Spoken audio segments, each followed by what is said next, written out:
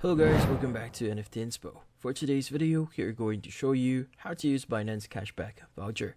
So if you're interested, let's start the tutorial. So in this case, you might be wondering, how do you use a Binance Cashback Voucher? Well, it's actually pretty simple. So what we need to do first is we need to go to Binance.com, log in into our account, and from here we need to access the page for rewards. In this case, at the top right of your screen, go ahead and click on the option that says your icon or an icon that you see there. In this case, go ahead and scroll down a bit and look for the reward tab option. Now from here, what we need to do next is we need to access a specific page here. In this case, you could go to the My Voucher section here.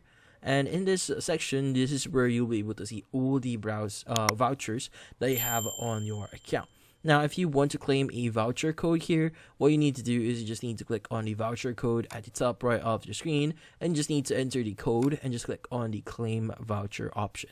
Now, in this case, once you've claimed on it, it should be listed in the My Voucher section, which in this case, whenever you make a transaction, like for example, you cashed into Binance, and the next time that you did that, you'll get like 10, 20 USD back into your account.